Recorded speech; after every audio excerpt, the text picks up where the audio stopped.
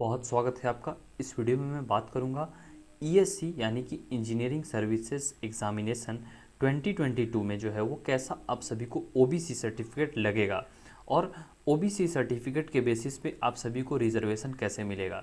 27% reservation जो है वो ओबीसी कैंडिडेट को दिया जाता है अगर आप जो है वो ओबीसी एनसीएल के कैटेगरी में बिलोंग करते हो तो देखिए ओबीसी के लिए जो है वो कुछ क्राइटेरिया हैं क्या कि आप जो है वो आपकी फैमिली ओबीसी एनसीएल की कि आपको जो है वो 8 लाख से कम आपकी फैमिली इनकम होनी चाहिए और जो भी कास्ट हैं वो सभी जो है वो अदर एससी एसटी या ईडब्ल्यूएस में नहीं लाई करनी चाहिए। ये सभी कुछ रूल्स एंड रेगुलेशंस।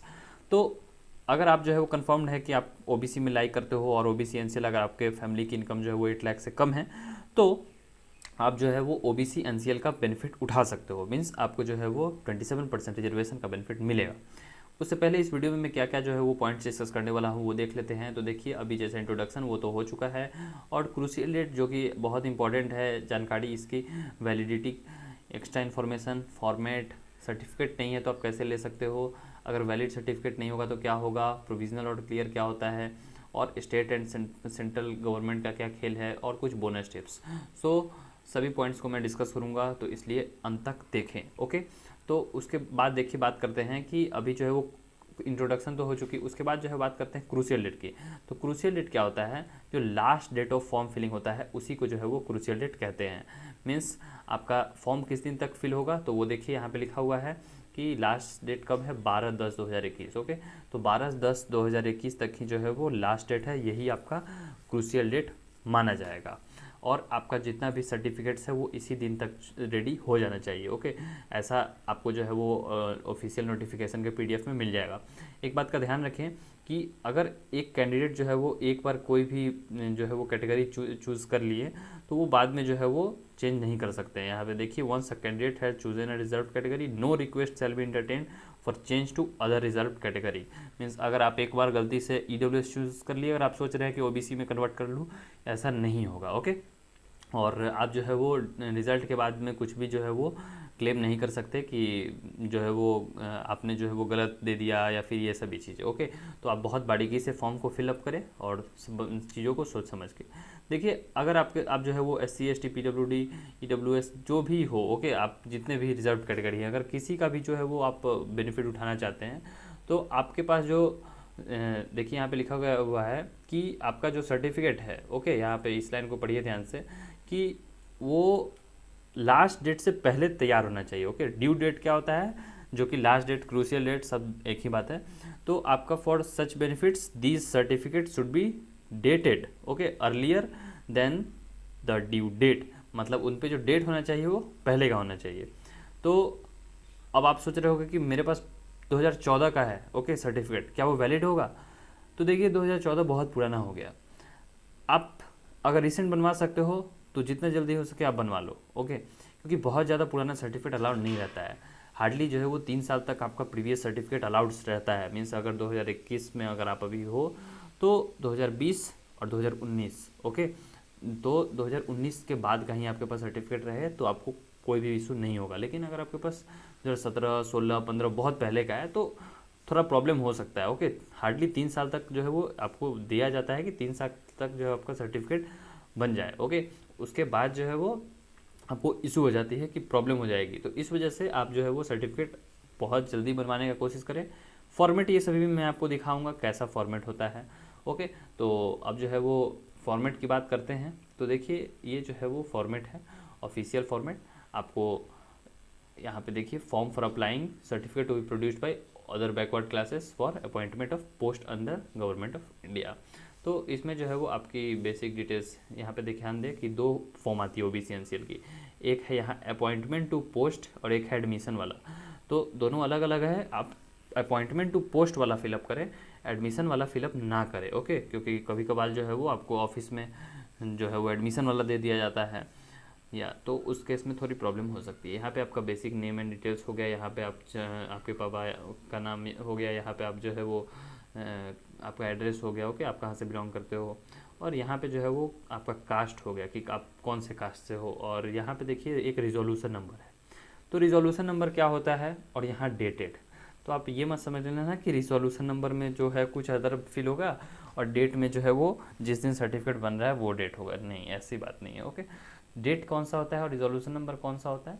तो देखिए, जब जो है वो सुधार हुआ है ना ओबीसी के मीन्स इसमें आपके रूल्स एंड रेगुलेशंस में, कोई भी अगर नया कास्ट ऐड हुआ या फिर फैमिली इनकम जो है वो अगर बढ़ाई गई तो रिजोल्यूशन नंबर नया बनता है।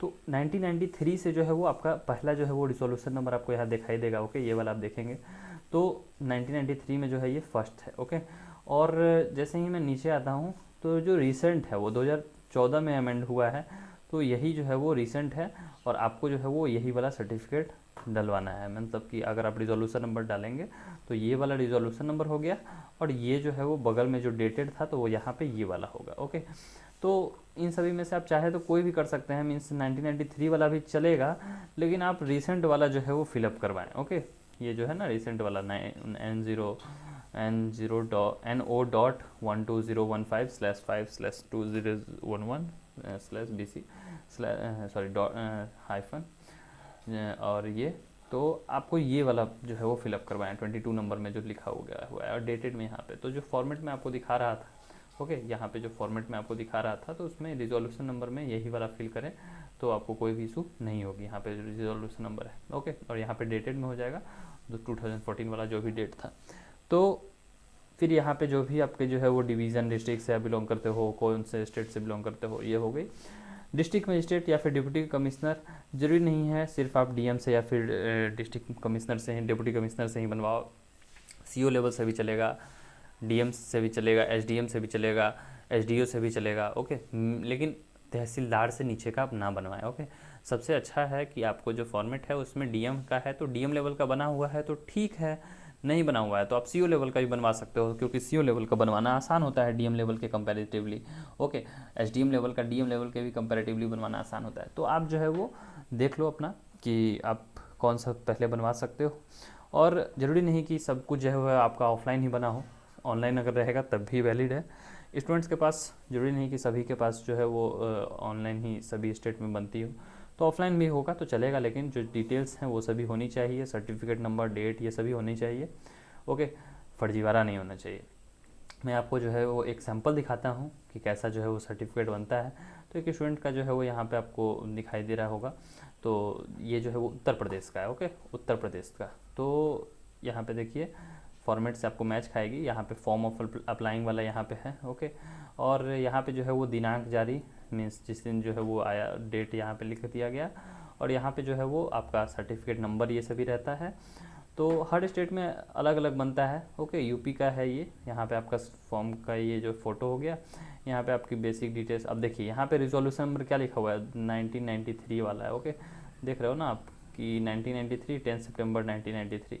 तो वही कहा ना मैंने कि सब जगह जो है वो आपको रिसेंट नहीं मिलेगा, कुछ जगह बहुत ही ओल्ड ही चल रहा है। ओके, कुछ स्टेट में आपको रिसेंट वाला अप्लाई होगा, तो ये डिपेंड करता है स्टेट टू स्टेट, और तो आप जो है वो या फिर कम्युनिटी वाइज भी वेरी कर सकती है। तो इसलिए जो है वो आप अपना देख लें कि आपके जो है वो कौन सा आपके स्टेट में कौन सा है और आपके कैटेगरी आपका जो कास्ट है उसमें कौन सा है। तो ये सभी चीज़ें आप थोड़ा ध्यान से समझ लें, और उसके बाद जो है वो आपको यहाँ पे देखिए डिजिटली साइंड है। ओके, ये जो है वो यहाँ पे डिजिटली साइंड है, यहाँ पे ये कोई हाथ से नहीं लिखा गया हुआ है, डिजिटली साइंड है। और यहाँ पे आपको साइन लग रहा होगा, लेकिन ये साइन जो है वो ज़रूरी नहीं कि अगर हो ही तभी आपका वैलिड होगा, नहीं भी रहेगा तब भी चलेगा। तो कई बार ऐसा होता है कि डिजिटली साइंड सिर्फ लिखा हुआ है, यहाँ पे आपको क्यूआर कोड है, यूएस क्यूआर कोड को आप स्कैन करेंगे या फिर सर्टिफिकेट नंबर्स को डालेंगे आप वेबसाइट पे, तो आपको सारी डिटेल्स रिफ्लेक्ट हो जाएंगे कि हाँ ये वैलिड है या नहीं है, जेन्यून है या नहीं है। ओके, तो यहाँ पे देखिए ये जो है वो तहसीलदार लेवल से बना हुआ है, यहाँ पे आप देखिए तहसीलदार लिखा हुआ है, तो तहसीलदार से भी आप बनवा सकते हैं, डिजिटल हस्ताक्षरित यहाँ लिखा हुआ है, तो कोई भी इशू नहीं है। और बहुत ये देखिए 12/7/2021 का है। आप कोशिश करें कि आपका जो सर्टिफिकेट है वो 1 अप्रैल के बाद का बना हो, 1 अप्रैल 2021 के बाद का बना हुआ हो तो ज़्यादा सही है, और नहीं तो अगर थोड़ा पुराना भी है तो चल जाएगा, लेकिन 3 साल से ज़्यादा पुराना नहीं होना चाहिए। आई होप कि मैंने आपको जो है ये एक फॉर्मेट भी दिखा दिया, रिजोल्यूशन नंबर भी दिखा दिया मैंने। ओके, और ये जो है वो कुछ पॉइंट्स मैंने आपको बता दिए।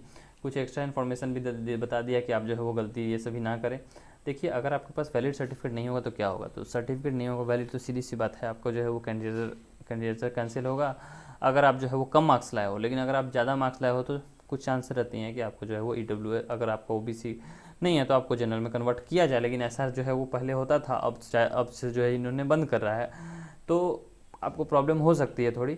ओके, लेकिन अभी भी कुछ भी कंफर्म नहीं कहा जा सकता है क्योंकि अभी कोई ऐसी केस सुनने में नहीं आई है। ओके, तो आप जो है वो फुली प्रिपेयर्ड रहें सर्टिफिकेट्स के साथ, ताकि आपको बाद में कोई भी इशू नहीं हो। स्टेट और सेंट्रल लिस्ट की बात जो है वो क्या है कि कोई ये जो जॉब है ये सेंट्रल गवर्नमेंट की जॉब है, तो जो आपसे मांगा जा रहा है वो सभी सेंट्रल गवर्नमेंट के बेसिस पे मांगा जाएगा। तो अगर आप सेंट्रल गवर्नमेंट वाला नहीं दोगे, अगर आप स्टेट वाला दे दोगे तो आपको वैलिड नहीं है ना। ओके, जाति प्रमाण पत्र और OBC NCL में अंतर है। जाति प्रमाण पत्र में आपको सिर्फ आपकी कास्ट पता चलेगी और OBC NCL में आपका जो है वो फैमिली इनकम भी इंक्लूड होता है। तो फैमिली इनकम इंक्लूड हो रहा है तो आपको जो है वो OBC NCL देना होगा। और कई बार स्टूडेंट्स जो है वो जाति प्रमाण पत्र दे देते हैं OBC NCL के नाम पे, तो वो गलत है। तो वो सभी चीज़ों से आपको बचना है। ओके, क्योंकि स्टेट्स में यूजुअली वही बनती है। अब जब आपकी जो है वो ये ड्राफ्ट होगी डिटेल एप्लीकेशन फॉर्म, तो उसमें जो है वो आपको भेजना पड़ता है, ऑनलाइन अपलोड करना पड़ेगा या फिर जिससे भी, तो जो इंस्ट्रक्शन है उसी के अकॉर्डिंगली आपको भेजना पड़ेगा। आप जो है वो कुछ भी एक्स्ट्रा अपने मन से कुछ नहीं करना। ओके, और आई होप कि आपको जो है वो पूरी मैक्सिमम पॉइंट्स मैंने कवर कर दिए हैं। और फिर भी अगर कोई डाउट आती है तो आप कमेंट बॉक्स में कमेंट कर सकते हैं। And thanks for watching the video and have a good day.